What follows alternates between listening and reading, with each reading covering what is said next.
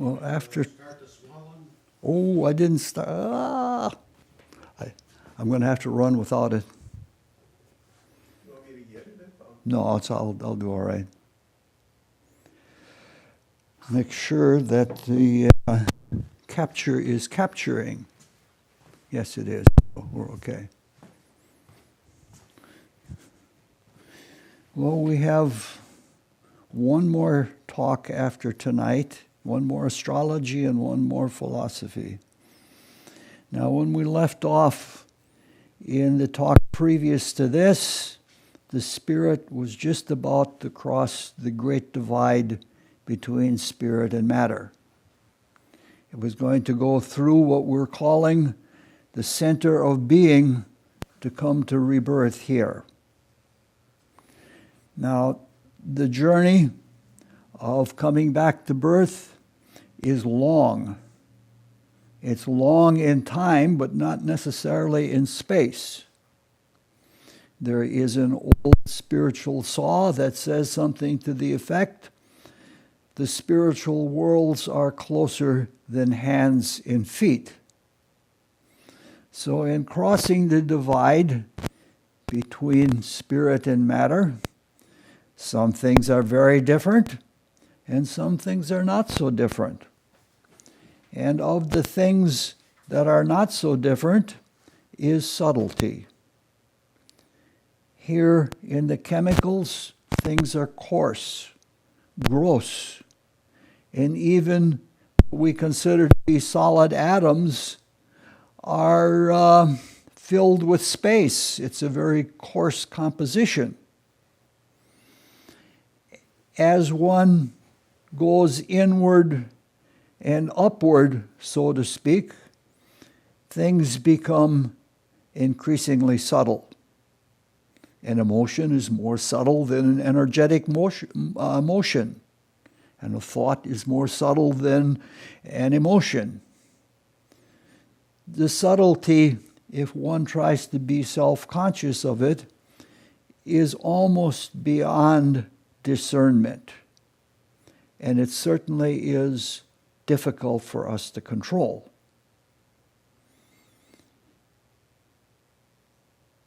The difference between life and form, which is found in all of the worlds, the spiritual worlds, there's a difference in this world between the chemicals and the vitality. The difference between life and form seems to dissolve the more that one goes inward and upward. And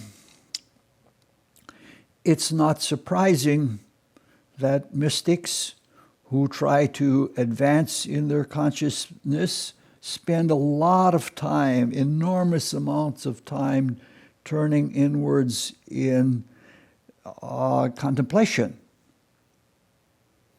And it isn't without reason that they do this, because it takes a lot of time to become familiar with what's happening within and the degrees of subtlety. It takes a long time before you understand the differences. And when you do see the differences, after a while, they become like second nature to you. But by then, there are new subtleties that one also has to discern. So when mystics are turning inward, it isn't some kind of game. It is that the more subtle things are, the more powerful they are, and the more important they are. And this applies also to creative activities. The various divine beings, the creative hierarchies that compose or make up the spiritual worlds, they don't just sit there or stand or exist there and adore God as it's portrayed in the book of Revelation. They certainly do adore, but they're busy. But it isn't busy work like sweeping floors. They are immersed in creative work. A hierarchy, for example, that overshadows a species like a tree or something like that, it may spend many millennia contemplating its creation, the creation of that tree. That is its responsibility, and how that is going to evolve. So the perfection of a species in nature is not a haphazard sort of thing. It's not something that happens on the spur of a moment. It's a very slow, gradual process, because that's the way creativity is. If you want to perfect something, you have to put time and effort in it, and even if you are a great thinker, it isn't something that happens suddenly. So, in some ways, there is not a great difference between a thought and an idea. And in other ways, there is. A concrete thought is concrete, but it's not so concrete as a mountain is. But it does have a beginning and it has an end. The thought of a species may be active for millions of years, but it does have an end. On the other hand, an idea is transcendent. And being transcendent, it is boundless. It may have an internal structure, the like of which we see in scientific principles, which are the structure of an idea or a principle, but it isn't like something is containing it, like a corral or something like that. In third heaven, which is another name for the region of ideational or abstract thought, that is transcendent. And just as the spirit is coming to birth, it passes through the idea that we're calling the idea of man, not in the gender sense, but man as man the thinker. Now, when we say that it passes through this idea just before coming to rebirth, we're speaking of a spiritual moment. And a spiritual moment is not the same thing as an instant here on earth. A spiritual moment may last centuries. It has a whole quality to it. And the duration of the amount of time that a person spends immersed in the idea of man may be centuries, or it may be a very short time, and the determination is a matter of the individual's needs or the needs of the cosmos. When it passes through the idea, the self sees itself as inseparable from the creation. It was produced in and by the creation, and it can't separate itself from that.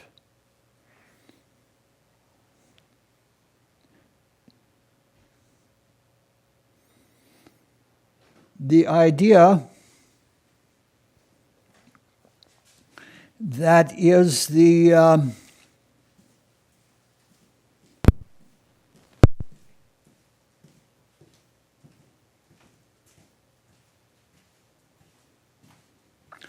idea that we're talking about also contains or is part of the experience of the person passing through or ideating the idea of man. So there is an individual destiny that is built into it. So what we are to become is also part of that very great complex idea that is behind the entire creation. It's not to say that there isn't leeway for creativity or individuality or anything like that, because there certainly is.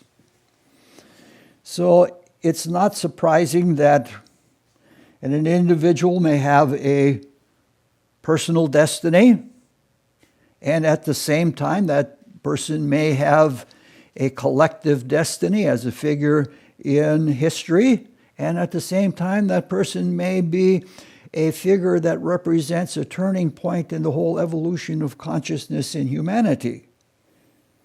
The unity of the Spirit is like that. Everything is done through analogy. As above, so below. What has gone before in heaven will follow after on earth. So, when the great divide is crossed by passing through the center of being, the first work of coming to rebirth is to conceive a creative, concrete thought form that is a representation, a concrete representation of the idea that is of the cosmos itself and of the individual as a product of the cosmos. Everything in the phenomenal worlds begins with a thought, a concrete thought, a shape, a motive, a composition. Anything that is a thing, that is concrete, begins with a thought. Now, the concrete worlds do not have the unity of consciousness that is found in the transcendent spiritual worlds. In the transcendent spiritual worlds, everything is as one.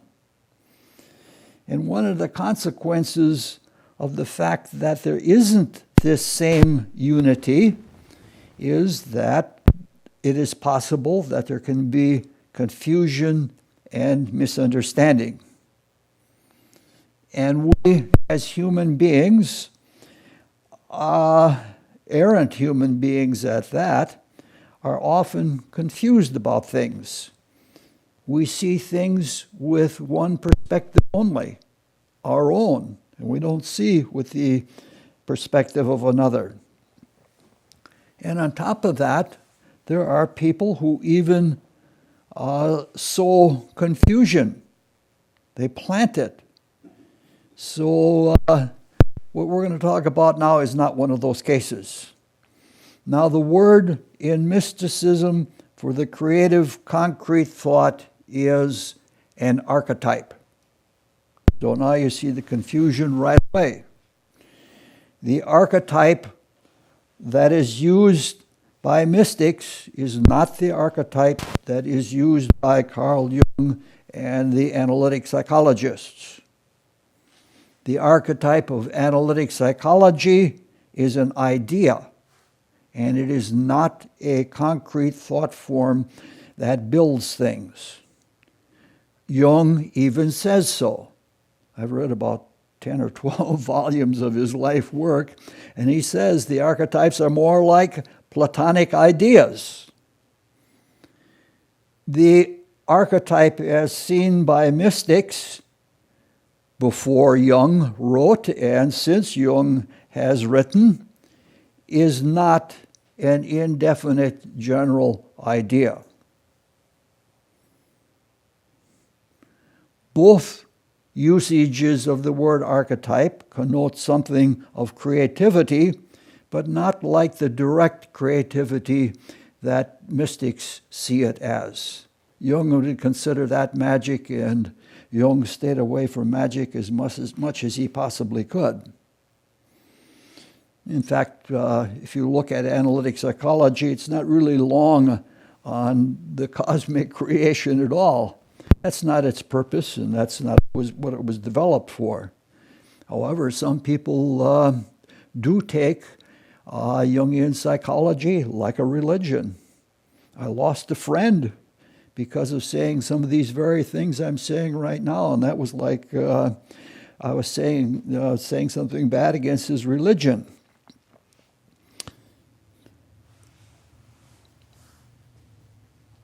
Oh, okay. The archetype, as the word is used by mysticism, is directly and actively creative. Archetypes have the creative power instilled in them by the thinker. And they control everything that issues from them, including other thoughts, because there is an archetype of the mind itself, and that's what the whole talk is about tonight. What is thinking? As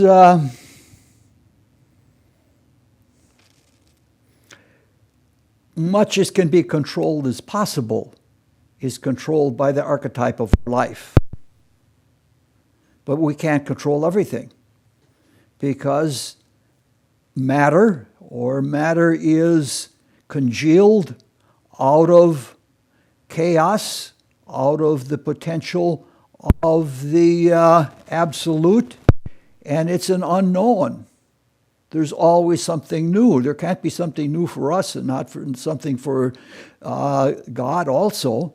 So that when there's something new, it's like any creation, you can't control. There are going to be new things that come, and there are always things that are unplanned for or unexpected. It wouldn't be a creation if that weren't the case. So that the divine controls as much as possible. And when it comes to life, there's only so much that can be controlled.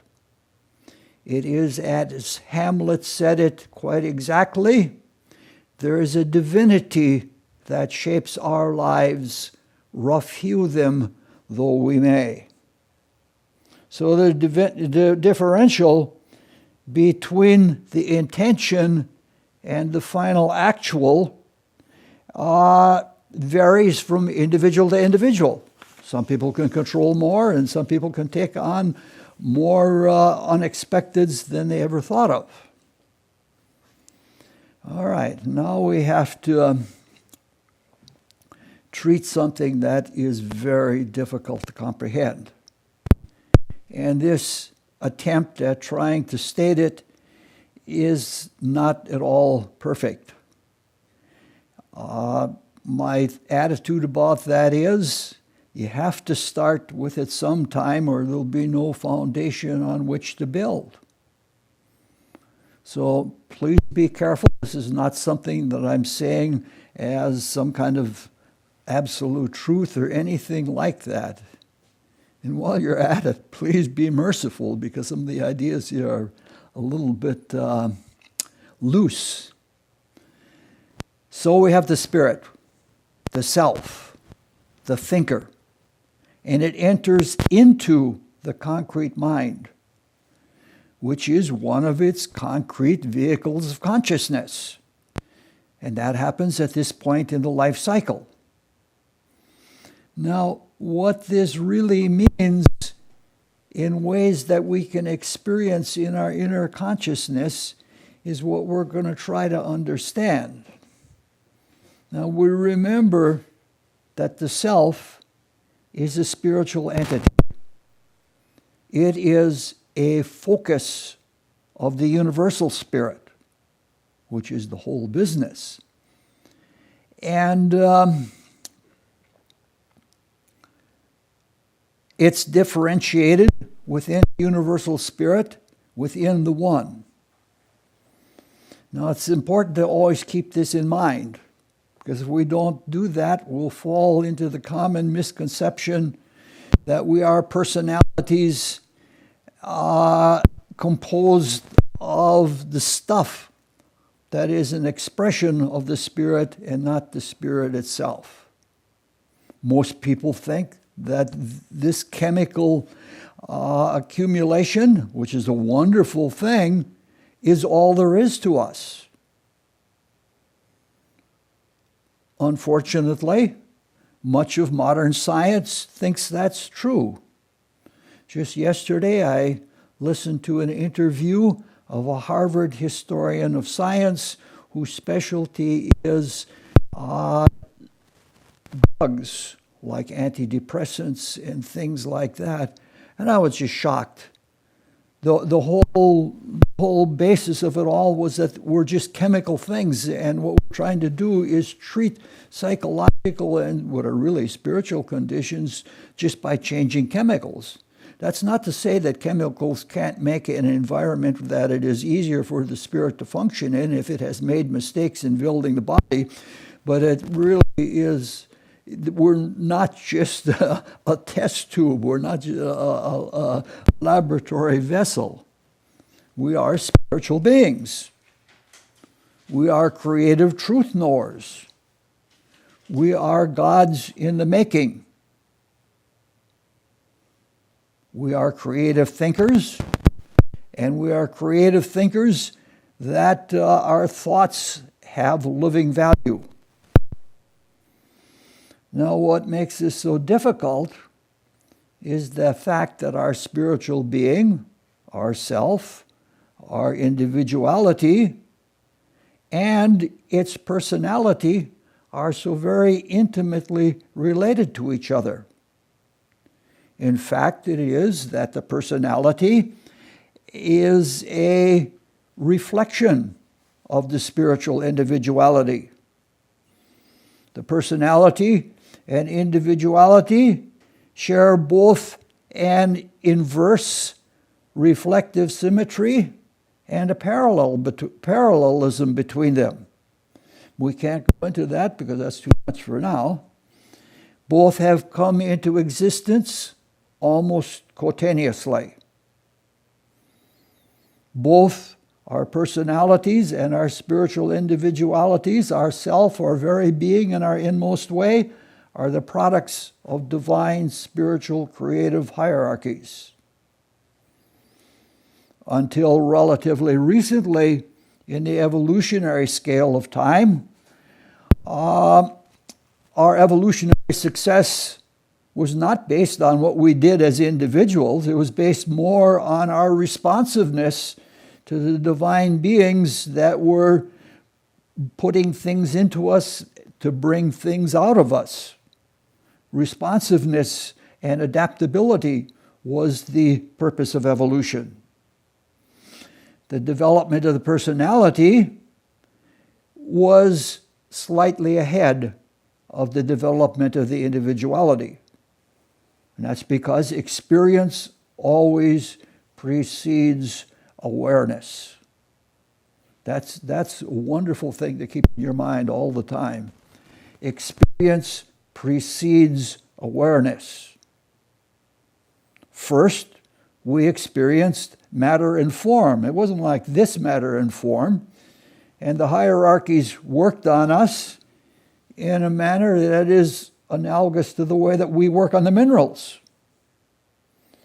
And from the experience of matter, with its texture and all of the other characteristics that it has, we learned all about form. Because we were deeply unconscious, we were resistant to being worked on.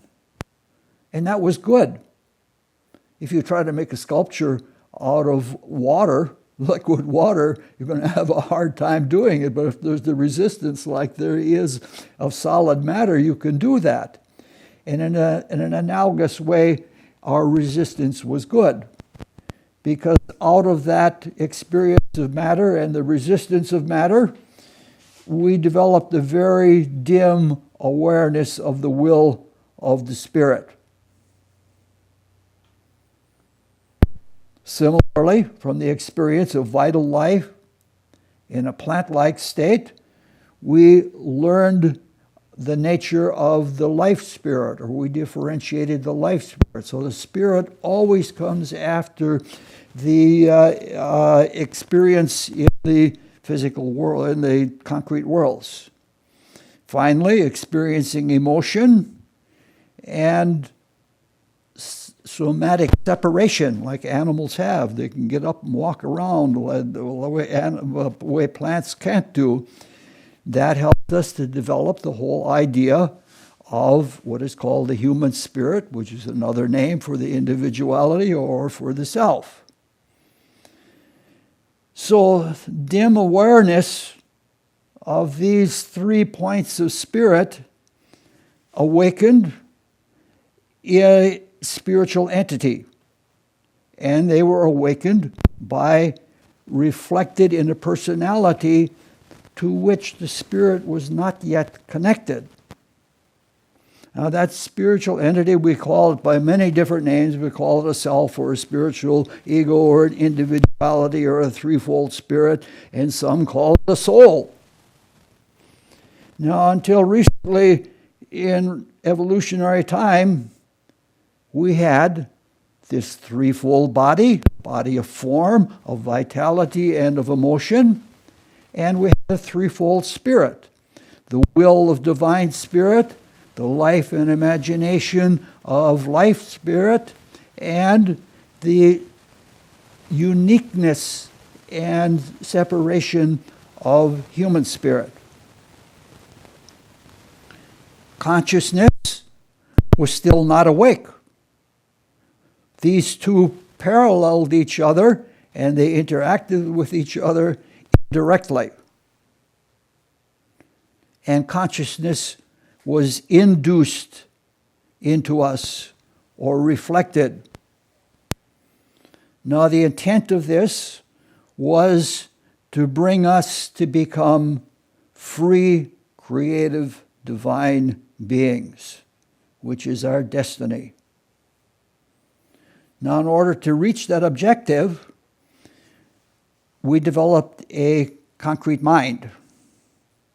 And the concrete mind was drawn out of matter, out of the world of thought, and it was precipitated from the human spirit, which is from the abstract world of thought.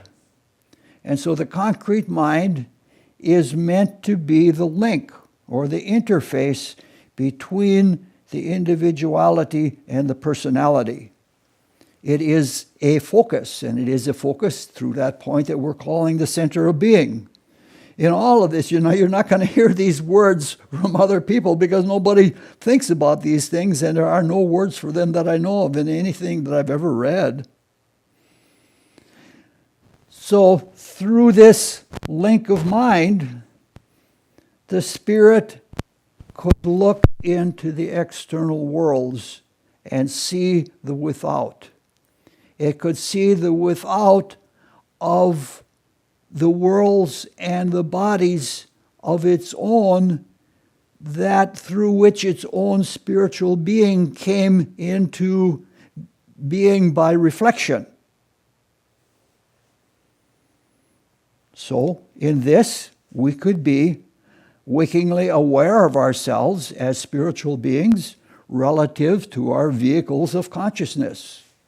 The spirit became conscious through its vehicles of consciousness.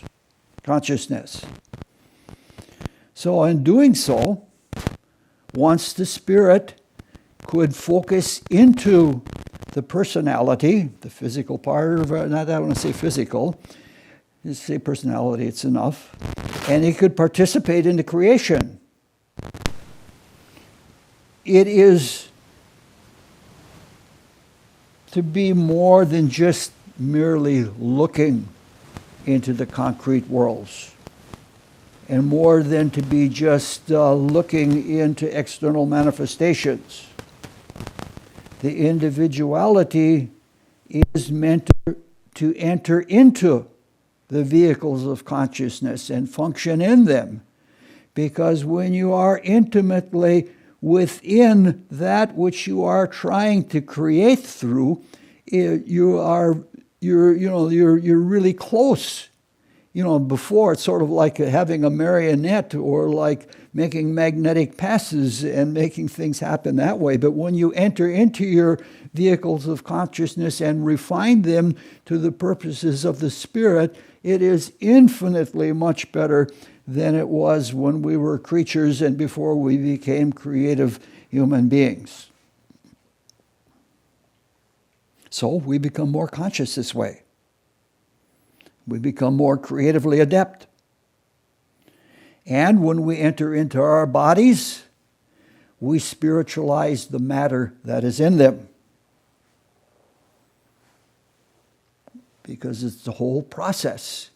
Eventually, everything that is in matter will be spiritualized, and the consciousness of all and everything will be greatly enhanced, which is to say, the love will be shared in a way that is continuously better without cease. Now, at present, we humans enter into the concrete realms no more deeply than into the concrete mind. In fact, some humans don't even get that far into their vehicles. Some human beings don't have a sense of self and an individuality that has been awakened through the concrete separation through which they can be self-conscious. And those are people who have something more like a collective, a tribal, and instinctive kind of consciousness. Now, another requisite to waking self-consciousness is that all of the vehicles must be concentric. Sometimes we get out of focus.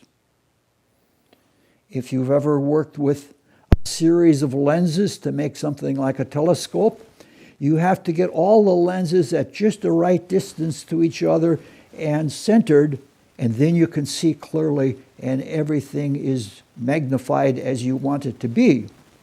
Well, the same thing is true with human beings.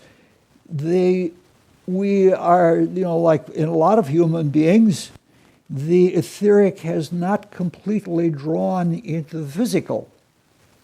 And since the etheric is the gateway to the desire world and hence to the concrete mind, the self-consciousness can't come through to the physical.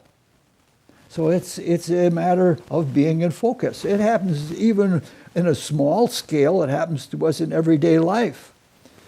Some days we wake up and we're tired, and our etheric body has not cleansed the physical right during the night, and we're just really not in our bodies, and we're out of focus. Well, this was in a much more major way, that the etheric was not concentric with the physical. In a lot of animals it is that way, in most animals. Clairvoyants describe how the head of a horse is above the etheric head of the horse is above the physical. And that when the etheric head can be drawn into the physical head, quite a bit of intelligence can be experienced by the horse. The same thing is true of Down's babies. Clairvoyants describe Down's babies as the etheric head is projected above the physical head. Now, advanced mystics who are called adepts, who have gone through all of the lesser initiations and are in what is called the greater initiations. In the greater initiations, you learn how to draw the spirit completely into the physical body. Right now, it is only as far as the head that the mind enters into the physical body. Of course, in the Mount of Transfiguration, when Christ was in the body of Jesus and drew completely into the physical body at the Mount of Transfiguration, the entire body radiated light. The entire body was filled with spiritual life, unlike anything that we as normal human beings have. Of course, it wasn't the kind of light that throws a shadow or anything like that. We're talking about spiritual life. So this moment of crossing the great divide, passing through the center of being, from the abstract into the concrete, from spirit into matter, each time it is a recreation of that event. And lifetime after lifetime after lifetime, we become more and more incarnated. So this moment is a very momentous time. And it brings us eventually to greater and greater waking consciousness. Since this is so important, we're going to look at this again, and we're going to look at it with a little bit more detail. A lot of repetition here because, we'll come to that.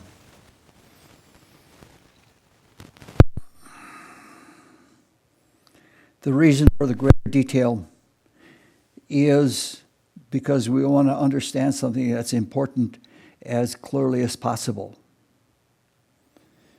If you think about it, the moment of coming to rebirth is a reenactment of the original moment of the whole evolutionary creation itself. That's how the principle of analogy works. The original creative intent in the conception of the cosmos is present in the first moment, and then it is carried throughout the materialization of the creation itself. Of course, manifestations of a creative moment are not identical. They're analogous, and they're analogous from world to world and from time to time. They are manifest in the macrocosmic universal spirit, and they're manifest in every participating microcosm in the creation. In all cases, in the manifestation of the Spirit, everything is centered on that point in cosmic root substance, which some call the germ and which we're calling the center of being. Now, it's almost impossible to speak intelligibly about the location. What we're saying, as some mystics do, is that the spirit, that the center of being is at the heart of the world of thought, where the phenomenal worlds meet the transcendental worlds, where concretion meets abstraction, and so to speak, they both emanate from that point. We're talking about this outwardly, which is the only way I know how to communicate about it. It is an inward experience. One directs one's attention inward and passes through world after world of phenomenal experience. And when you get inward far enough, then one passes through this point. And then one is in the spiritual worlds that are within and behind everything. Now, I've labored to describe these spiritual states through analogy, and I've not really been very successful because they are basically ineffable. That said, transcendental spiritual experiences can be communicated. But the being that does the communication must be adept and proficient in sharing that state of consciousness. And the person who receives that communication must be prepared by living in such a way as to realize it and to take it into itself. Everything in spirituality is about life. We don't know something unless we can live it out. No other way about spiritual things. We have to live them out. What we're doing here in these talks is intellection, and it's intellection on reflections, and the reflections are on the aroma of reality, meaning to say we're removed several degrees from the experience. I would love it to be that I could live in such a way that I could communicate to you my experience of spiritual reality, but I'm not there. So I can share it in the awkward way that I do. Also, at what we're calling the center of being are what are called seed atoms by some. It's a term that it's not dear to me. Sometimes they're called germs of the essence of every experience which we have had. We, when we are here on earth, have a seed atom that relates to physicality, that relates to form, that relates to substance. all the way back, going all the way back to when we were mineral-like and the world wasn't even like this. It was itself nothing but a thought. But we have that germ at the center of our being where the experience cannot be erased. There's something permanent about it. You can't have a time machine and go back and change things and change the future. Once something has been experienced, it is realized, and you can't undo that kind of reality.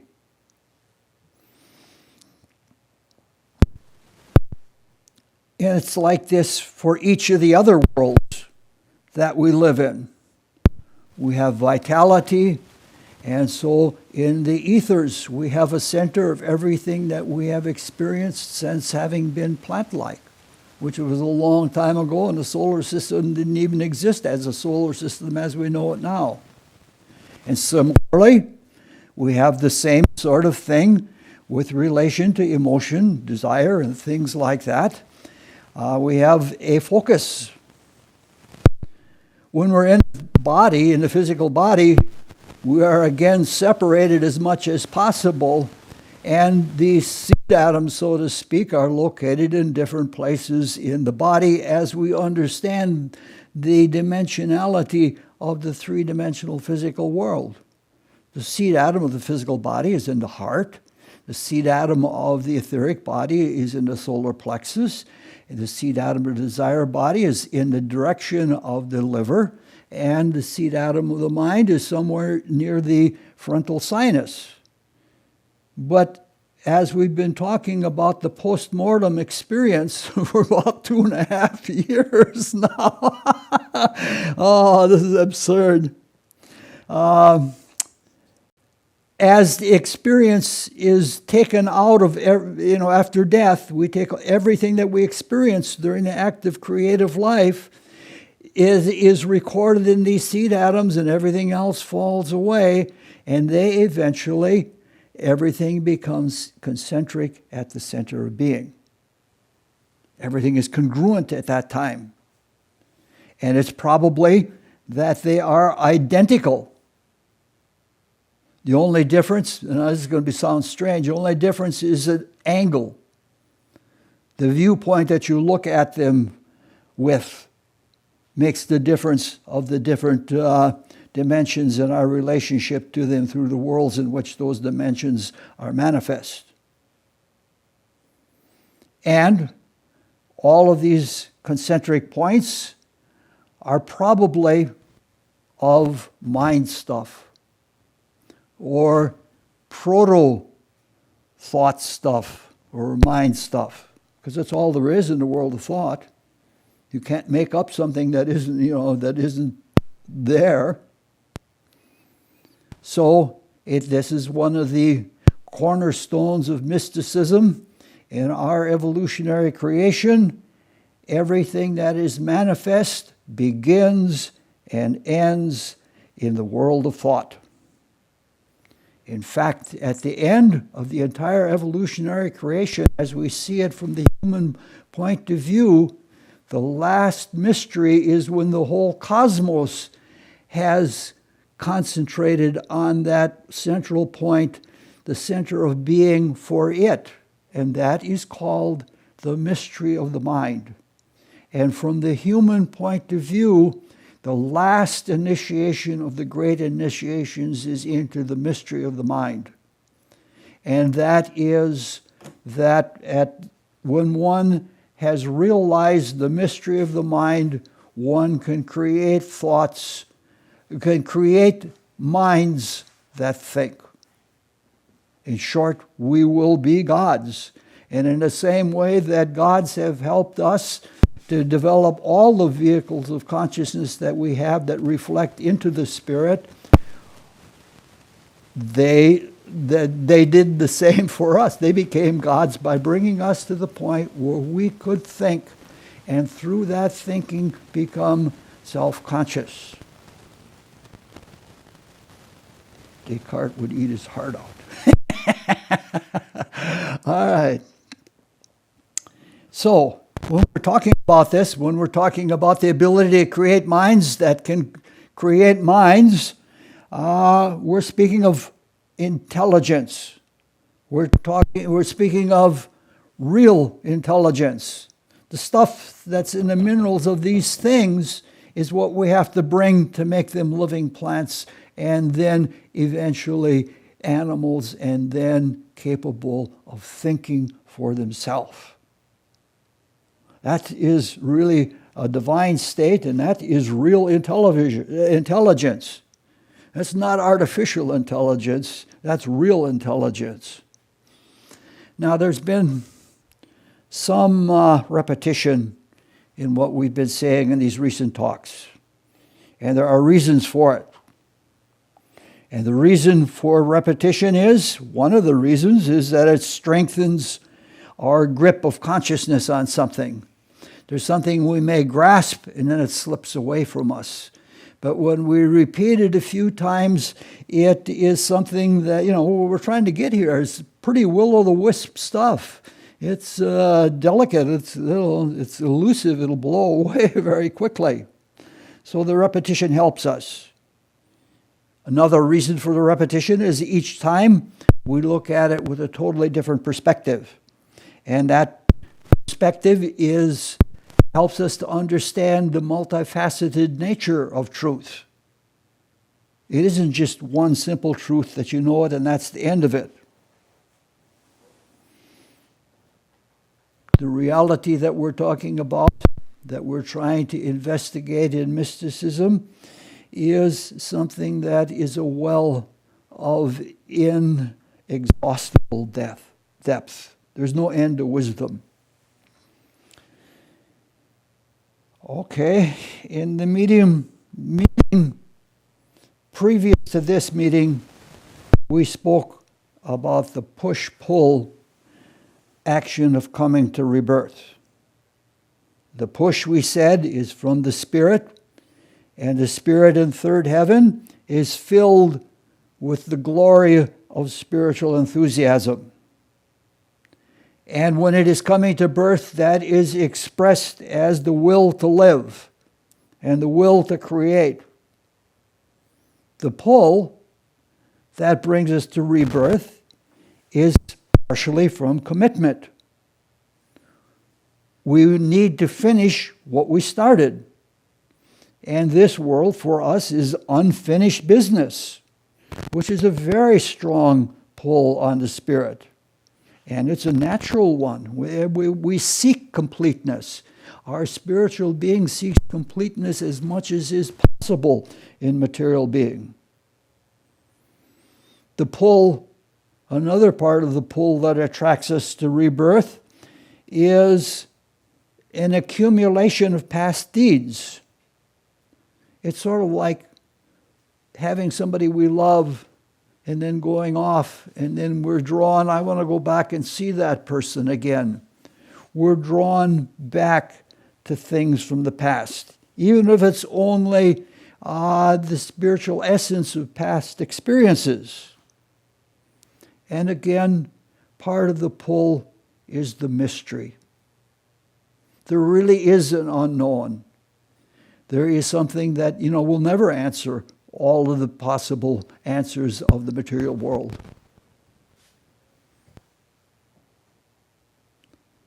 There I disagree with Hamlet. He says, I'm tired of the uses of this world. So, there's a push and there is a pull, bringing us to rebirth.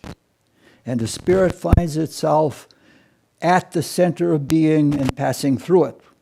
And when it passes through it, it is in the archetypal region of the world of thought. In a way, that is its home. Because we essentially are thinkers. That is our duty to the world. Plants give us life, minerals give us form, animals give us emotions, but humans, we give thought, and we bring truth into the world through thought. So in the archetypal region of concrete thought, the spirit is at home. And now what it has to do, it has to think out the next life as much as is possible. So it creates the archetype. We said that earlier. And it's what the next life is going to be like and what the next bodies are going to be like. But it isn't only that. The spirit is, a good chess player thinks several moves ahead. And it's like that. People, even Edgar Cayce, who was not really a spiritual adept by any means, said that, he knew where he's going to be in his next life and perhaps the life after that. We make an arc of creativity, and the spirit has intentions that go beyond just taking it one life at a time. So we're at that root moment, and so we want to try to understand it. And if we understand it, we can help others, and we can do better at life. We want to live better. Again, everything in the spirit has to be lived. What we live is what our whole worth is. Evolution, as a word, is just a fancy way of saying doing better. So we want to think about thinking. And to do this, we're not going to get very far tonight. We're going to break off right in the middle. I'm sorry, but it happens that way sometimes. To do this, we call back things from many talks previous to this, some way back. So what we want to do is we want to learn what is thinking. And we're not going to answer that all tonight. We're just doing the prep work, you might say. First of all, we have to rid ourselves of illusions. As usual, most of the illusions we have are because of misperceptions due to our quarantine from the spiritual worlds in materialism. There's so much separation here, as we said earlier, it's easy for there to be confusion. And the most common misconception or illusion about thinking is that we think with our brains. Thought occurs in the brain, but it is not created by the brain. Thought occurs in the mind. Now, the mind, as we said the spirit is only drawn into the mind, and only so far, really. But because the mind interpenetrates the desire nature, which interpenetrates the etheric nature, which interpenetrates the physical nature, being in that little bit is enough so that we can experience all of our vehicles of consciousness. Not the same thing as being all the way in, but we'll get there eventually.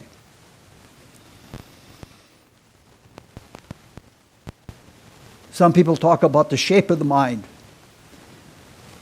It is pictured by clairvoyance, if you like those descriptive pictures. I'm not particularly keen about them, as a brilliant light surrounding the head in the desire aura. And strangely enough, or maybe not strangely, a lot of artists describe, when they make paintings of people, they see that globe of light around the head. Now, the interpenetration into the physical body goes through all of the body, so that even just a little bit in the mind is enough. Now, I don't want to go into the interpenetration of each of the bodies into each other, because that would take us way far afield. Now, here where we're awake, and here's where our responsibility is, the brain is necessary to bring thought to the physical body, so that we can be aware in physical matter of the truth. Now, the thought is modified by the brain, but that's another matter. It's sort of like sticking a stick in the water. It gets bent, and thought and the understanding of truth is modified by the brain. So it's not surprising that those psychiatrists can give medicines and it changes the way the world is experienced, but they're just changing the mechanism. They're not changing the understanding of reality. Thinking, which is to some degree a separative process, is hard on the brain. Some say, like Rudolf Steiner, for example, says that thinking is deathly. Because in the process of thinking, nervous tissue is broken down. And nervous tissue is slow to regenerate. But they have now found stem cells. Just in the last month or two, they found stem cells for regeneration of neurons. And so it regenerates slowly, and it's interfered with because there's a constant onslaught of more thinking. For longevity in thinking, it is probably best to learn to think outside of the physical body, and then just use the physical body, the physical brain, as a means of transmitting and bringing it into the physical, putting less strain on it. Now, when we talk about thinking, we have to make some differentiations. We're again doing prep work here. For example, if we have done a misdeed, it's a common statement that we hear, "I wasn't in my right mind," which implies that we have a right mind and a wrong mind. And symbolically in astrology, the concrete mind is ruled by Gemini. And people who have a very strong emphasis in Gemini can take either side of an argument, and they can do so with alacrity, almost intellectual indifference. And they can do the same thing with the truth.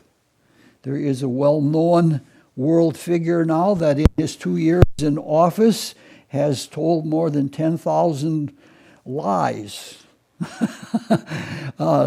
I'd like to go into that, but it would take us too far afield again.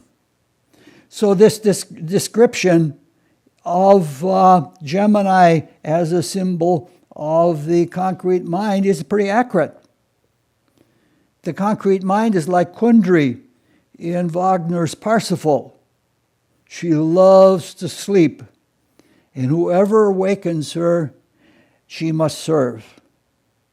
So the concrete mind is not only available to the self, to the spiritual being, it is available to that false or that pseudo-ego that is in the desire nature. So when that pseudo-self uses the mind, we say we are in the wrong mind. It's actually the same mind, but it's just that it is being used by the false ego.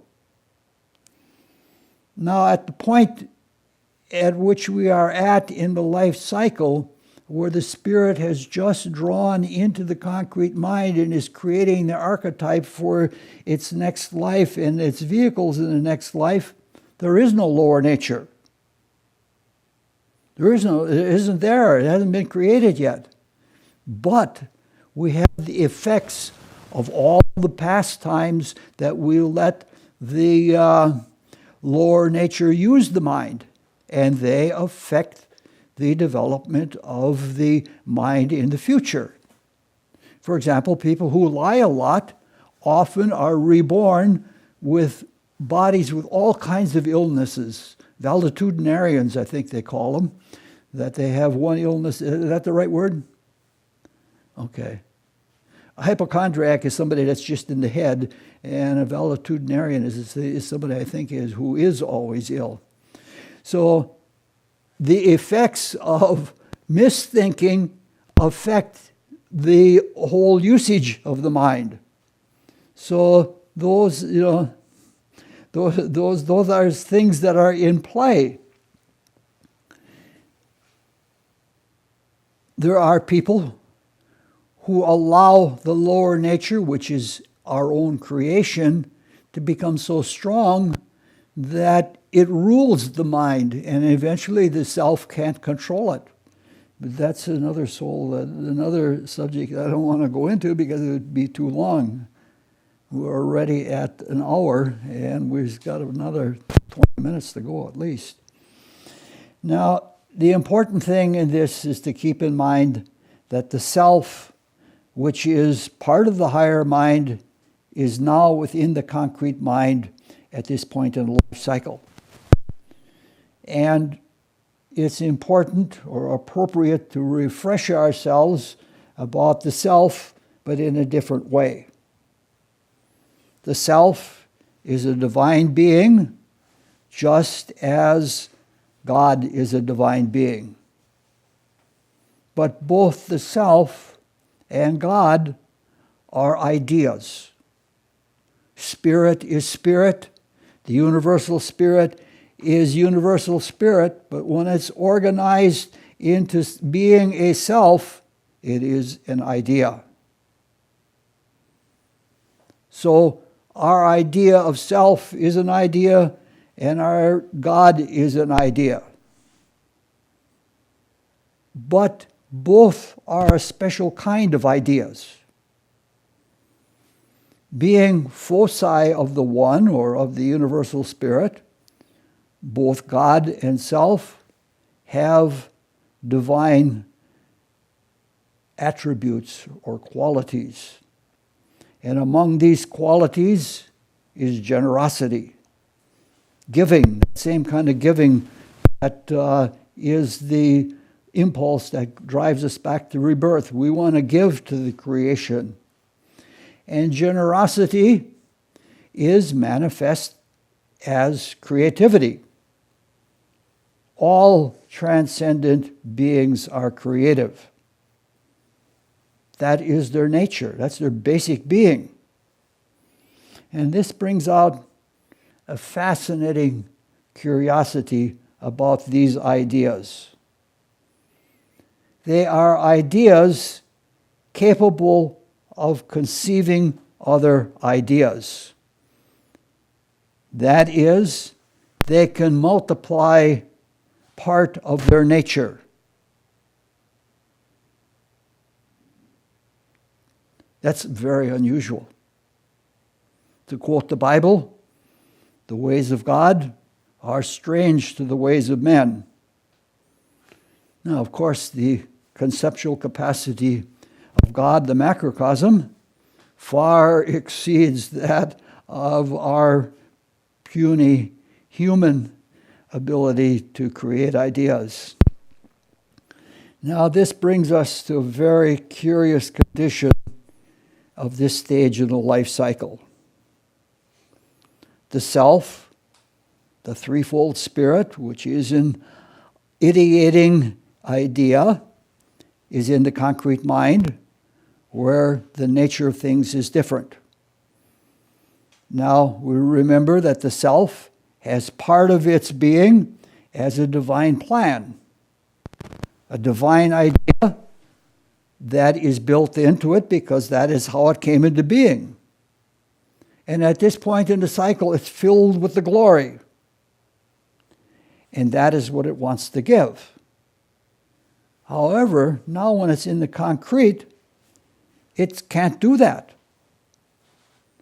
Because everything in the concrete has limitation. The value of the concrete is limitation. So it has to compromise, and the compromise is much more than we think. And it's all about concrete thinking, which is a relatively new acquisition in our evolution.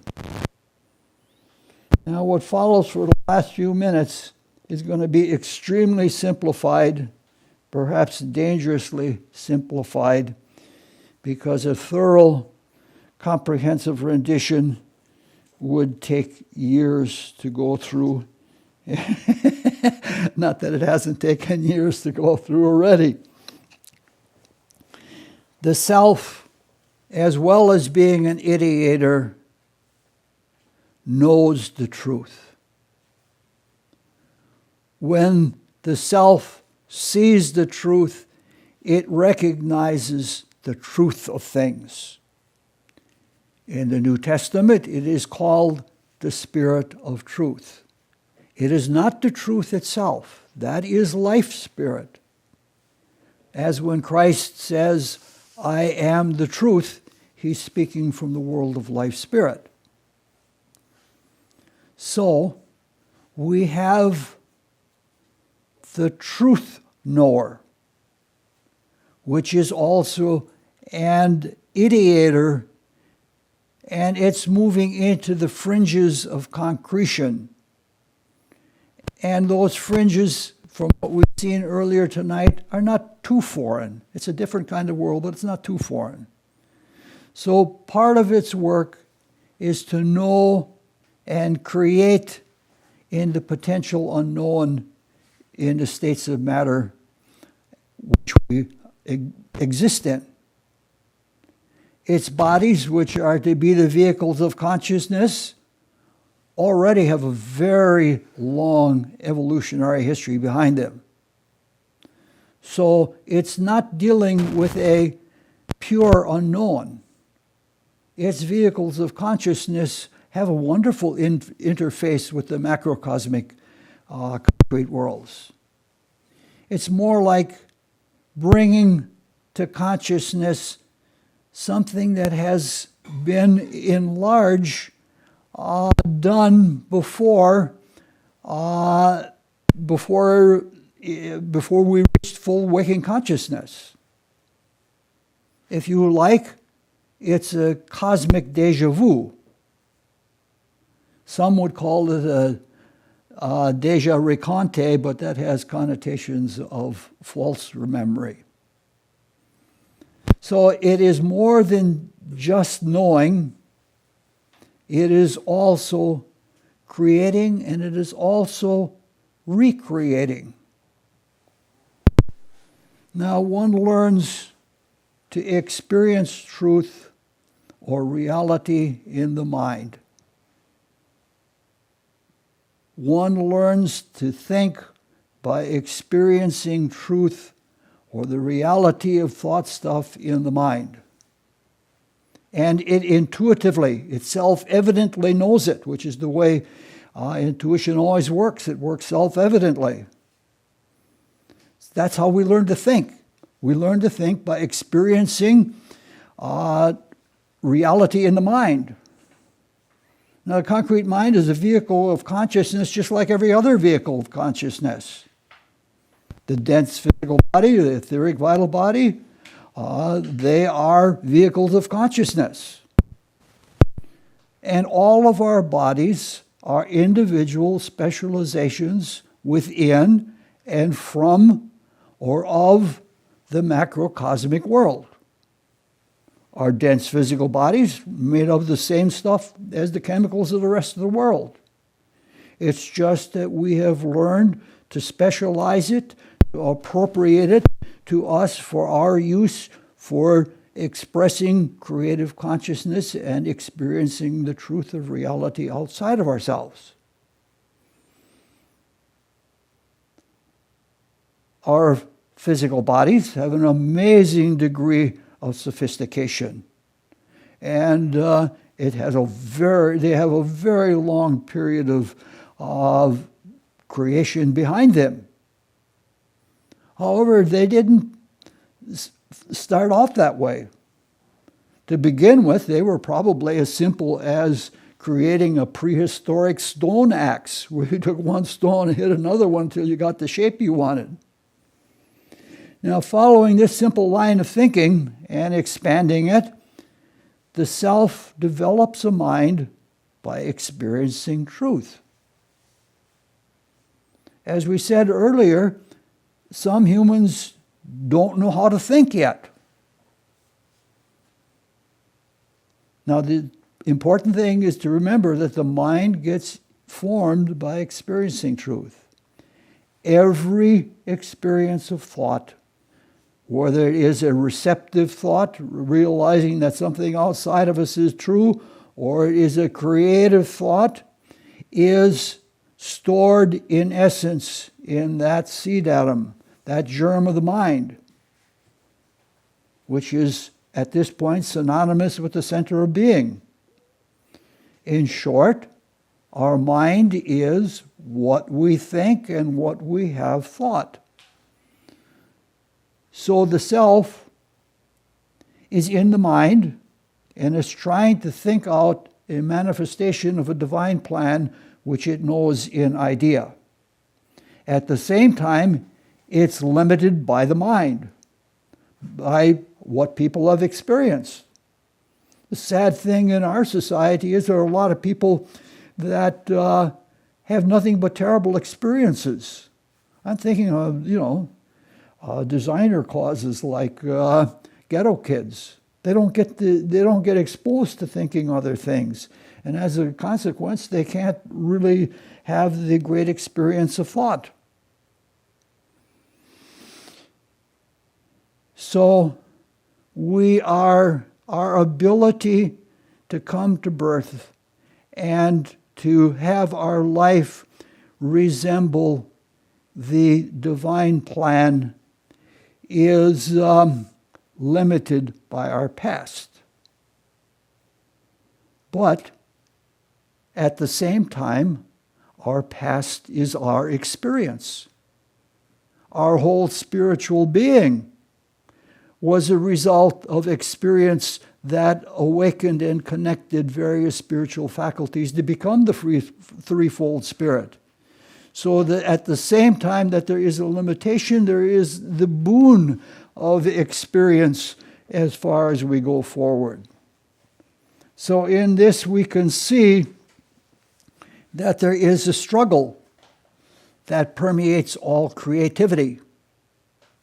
Some people even think that if you are too creative apart from facts, that's a crackpot. On the other hand, there are people who are nothing but data collectors and can't put it together to have meaning. And real geniuses are the people who can put together the data with creative thought and move forward in that way. So we're talking about now, as the spirit moves into the world of concrete thought and begins creating the archetype, it is sort of a to be or not to be kind of moment. We don't know what it is. Do we really want to get into this? Because it's much different when you're in concretion. Now here's where we stop. It carries on logically from here or metalogically from here, but it would take another hour and a half in order to get to where I want to get to. So we have one more talk 2 weeks from tonight. Next week will be an astrology night. And that even one more talk will not get us out of the world of thought, since it is very critical. But once we get out of the world of thought next fall, God willing, we'll come to rebirth rather quickly. Questions?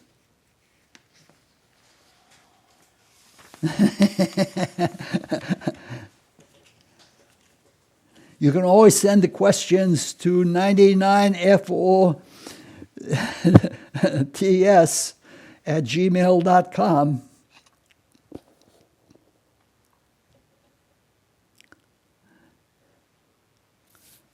Okay. So the spirit is entered as far as our head, basically, and not further into our body. Now, please speak a little louder. I'm hard of hearing, and I have one ear full of wax. The spirit has, our spirit has entered into our being only as far as our head. Yes.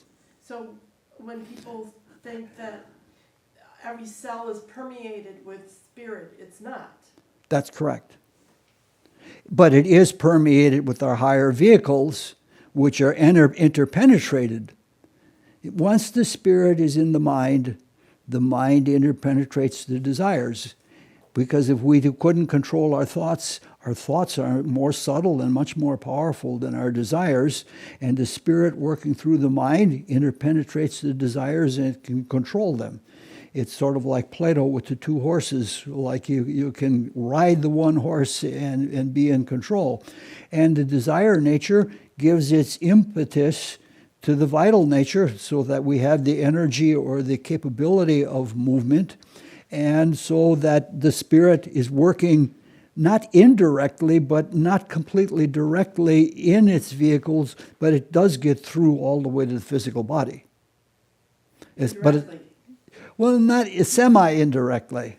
I don't want to say indirectly, and I don't want to say directly, because that would be, we would all be having the moment of transfiguration, which is a long way off. I have enough trouble with figuration without thinking of transfiguration. All right, well, thank you very much. Thank you.